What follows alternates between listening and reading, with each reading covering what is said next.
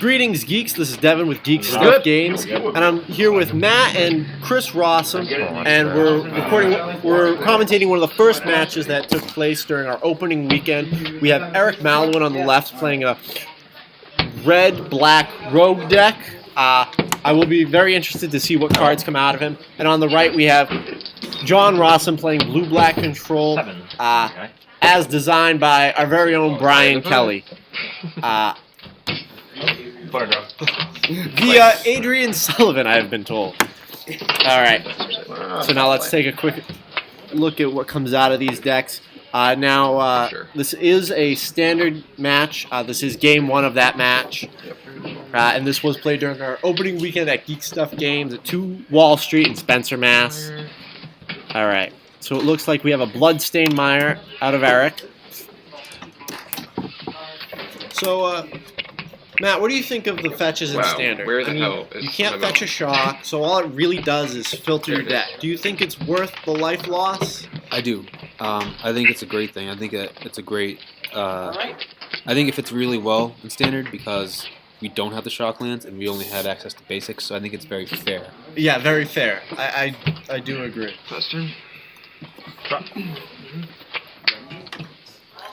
Alright, so we do see a mountain out of Eric. Now, I am very unfamiliar with his build, so I am looking forward to see more of what cards come out of him. And we do see it coming to play tap, gain a life land out of Chris, which is very valuable. I know that some builds of, blue-black control, some run Prognostic Sphinx, some do run the 6/7 flash guy. Yes, I know that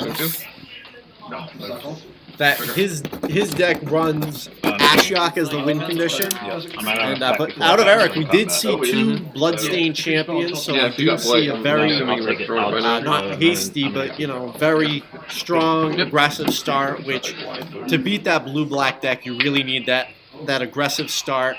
I actually played blue-black for a couple weeks at the end of October.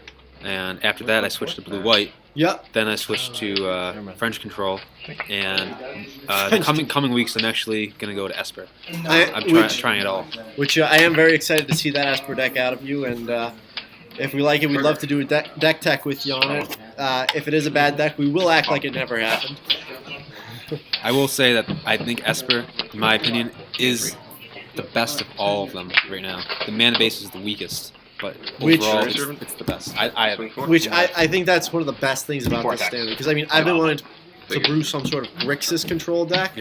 Which, you got access to great cards, but the mana base is so lacking that it's...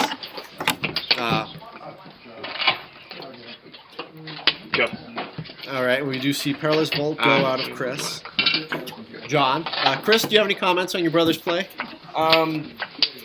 Not really, because I really don't know what the cards do. I just started getting back into Magic, actually, because I used to play football. So, yeah. How dare you be athletic? But we are glad to have you back, Chris. Yep. Back and making fun of your brother. John, we are sorry, but we do love when your brother makes fun of you. Yes, or whenever I beat you on camera. We do hope to have more feature matches out of Geek Stuff Games up soon. Once again, with better quality and hopefully some more variety to show the real strength of our meta, which is variety. You can see those tier 1 decks, but at the same time you can see just a random mess thrown together that somehow places first. It can hold together. Yep. Yes, one of the things I loved about playing here when it was the Gathering place in Spencer was I could show up during what format was Thrag Tusk Resto Angel? Let's just call it Thrag Tusk Resto Angel. Innistrad. I remember showing up with Thrag Tusk Deadeye Navigator and somehow managing to go 3-1. And not because the meta was bad, but because it was so varied that people were prepared for anything.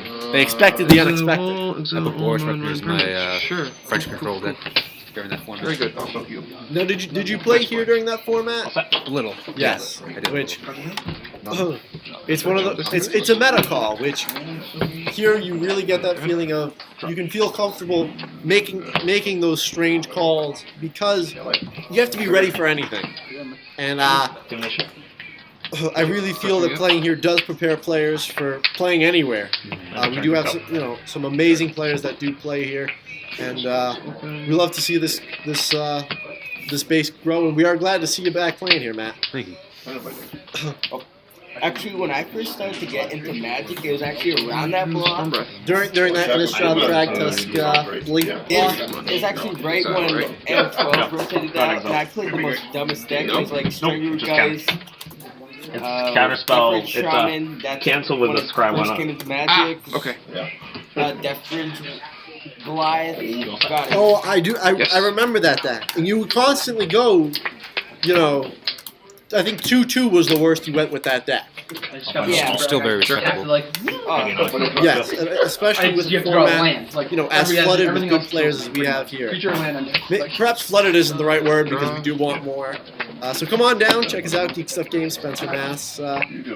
We'd love to add you to our crew and maybe get you up here on one of our feature matches. You did when we finished service. The most funniest thing you can That does. play test at our house, and I played something happens. When it goes to graveyard, Arbor Elf, and that everybody exiles their graveyard and creatures return your hand. Avacyn Restored the crap, what you call it? I don't remember the name, but you put 4 counters on it for 5 mana, or you can miracle it for 1 mana. I forgot always what it did, but me and my brother played a game where it's like we start at 40 life, no cards in hand, we just draw a card. So turn one, I drew like a land, played it, Arbor Elf, drew another card. I got that card and just made a 6/6 Arbor Elf by turn 2 and just kept on going down. Swing. Trust me, my brother got pissed off Is at me that- for that. And I believe watching this match here, we see an Underworld Cerebus. Matt, do you have any idea offhand what that card does? 4. Cards in graveyard can't be affected by abilities, and when he dies, exile him and get 3 creatures from your graveyard back to your hand. Wow. And that's at 5 mana, correct? And can only be blocked by 3 or more less creatures. Wow. Okay, so Well, seems like that was good. Like he's cursed by the Thank you, Brian David Marshall. dies to removal curse that all good Doesn't matter where I creatures put him. fall to. And for anybody who doesn't know who that is Jesse Russo. Someone who also runs the shop here with Devin, but now he won't watch this video. Look at that. Yep, Underworld Cerebus is 6/6. Oh wow, for 5? Yeah, 6/6 for 5. And like Jesse was saying, can't be blocked except by 3 or more. Attempt to whip. Pretty good. Wow. I almost want to try and break that card. Actually, watching this match, perhaps Eric did break it. I don't know who actually won this match, but it does look like that Perilous Vault is doing a fair amount of work for John here. And one thing I'll say about the blue-black control decks are they're a lot of fun to play with. I personally like them more than the blue-white because you have access to Hero's Downfall, Silence of Believers, Eshiok. Thoughtseize, which is Thoughtseize is huge. But in this format, I feel like Thoughtseize is more, you have to use it early on with so much like whether Boss Lie, Rebel Red, these fast decks, you can't be afraid to play Thoughtseize turn 1, turn 2, and take their 1/2 drops because you have stuff that can deal with their higher drops later on, as opposed to last season when you would play Thoughtseize and Swing. You have to draw Yeah, because we don't have you don't have that time. We don't have the time, especially with the blue-white decks we have, and Hostilities, which is a 5 drop, as opposed to Verdict we had last season, which was 4. Right, which I believe What happens if I we have Anger the Gods, we have we also have Drown in Sorrow, but You got a vault in the field. with the size of those creatures that do come down late game, these cards Drown in Sorrow, Anger the Gods, they just don't do enough right now. And I feel that's the big thing that blue-black is missing right now. It's that finishing closer. You can 6 cards. Play Ashiok. You have some decks have the Pearl Lake Ancient, the 6/7 Flash. It's just a for stupid deck with 7. Leviathan. Is Yeah, what's your opinion on that Pearl Lake Ancient? I know John in this match isn't running it. Stupid with I'm Leviathan, relying huh? mostly on Good thing Ashiok I'm for ready that for win this condition. deck. But what's your personal opinion on that Pearl Lake Ancient? I actually like it a lot. A lot of builds have them as a one-of, some have them in the sideboard. I tested it with blue-white control, and currently I'm testing it in my French control deck. And I actually like it a lot because, especially in these two-color decks like blue-black and blue-white, you might flash it in, and if you have to, return the 3 lands, bring it back to your hand. A lot of these two-color decks, they run Radiant Fountains, which when come into play, you gain 2 life. So you might choose to return a Radiant Fountain to your hand, Just to regain that life. just to regain the life, which is very, very relevant, and I like that a lot. Yeah, it's a huge tempo chain, especially to these decks that run out of steam. I like Prognostic Spins a lot. He's my Bye, go-to Sarkon. Finisher. That yes, was my nice control deck, favorite. especially because you have So you draw a can't card. target, you can play Anger, and he blocks a lot of stuff that when you're playing like Going Obzon to mid-range, whip for example, back Yeah. he blocks a Dragon. lot. Now, He's good? we're watching this match, Crashing. but what are you thinking of Eric's deck so far? So far, I've seen Underworld Cerebus, I've seen Hero's Downfall, I've seen Whip, I've seen... Is that a Storm Breath? That is a Storm Breath. I've seen a Sarkhan. I believe it was pulled by an Ashiok. So to me, this list is looking very, very solid. It's, I don't know, how it does against this control deck because it seems like I don't know if the deck has all the answers or if Rosum's just drawing all the answers. But I do think that Eric's deck. There's something about it I like. I like The uncertainty. You don't really know what he's going to play next. Yeah. Because he has a lot of gas in the deck. Yeah, But and you it don't seems really like he has those early threats of those blood-soaked champions, and then he has those bombs that, Yep. and then with Whip they keep coming back. I feel like this deck has a lot of potential. That's what I find Sure. with It's good? Right, especially with this this Underworld Cerebus of if it dies I get more things back, Dancing and I'm around swinging Blue at you for 6. Yeah. But I like this deck, and I'd like to see more out of this deck. Not in this game, but I'd like to see more matches with this deck played. Yeah. See how he tunes it over time.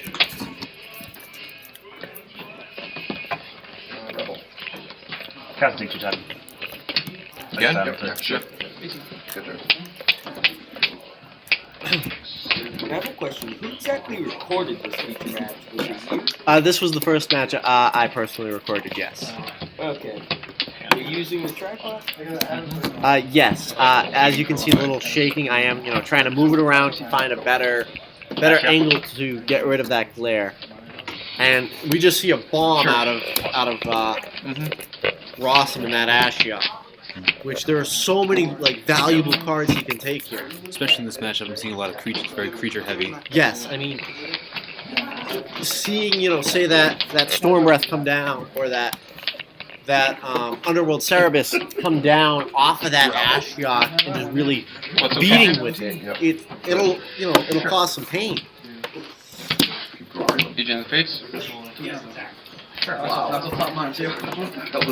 When flame agent in the face? What do you think about this blood-soaked champion in this list here? To me, I'm not sold on it. To me, it seems like it comes down, applies fast, hard pressure, but Ashiok is at 2. but those giant Yes. threats, it seems. I don't know. I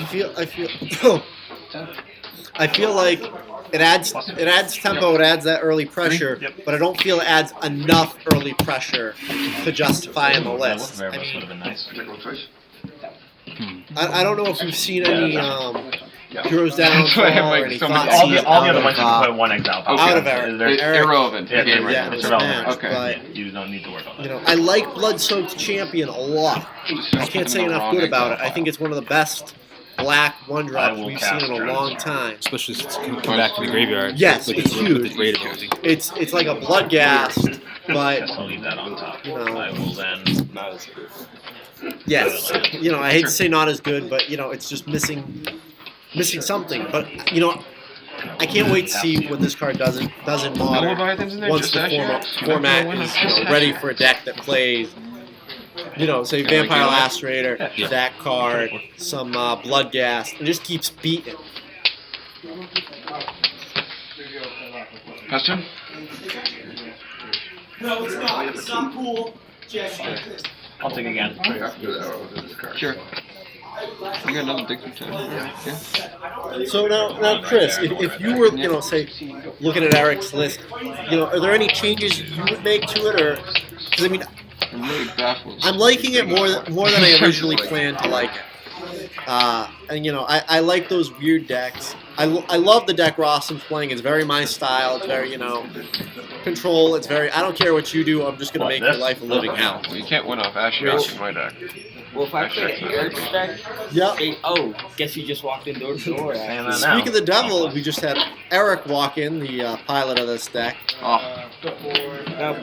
and there is that downfall. There we go. That's what I wanted. Hey, Eric, just out of curiosity, are you still running that same list that you ran our opening weekend? Cass. May I see the list? Cass to you. All right. All right. So now I am holding that list in hand. Burn you for 2. Burn me for 2? Burn you for 2. Yeah, nice. All right. So we do have a Shrapnel Blast, a Magma Jet, multiple Shrapnel Blasts. Screw it. You're gonna Ashiok anyway. Dark Steel Citadel.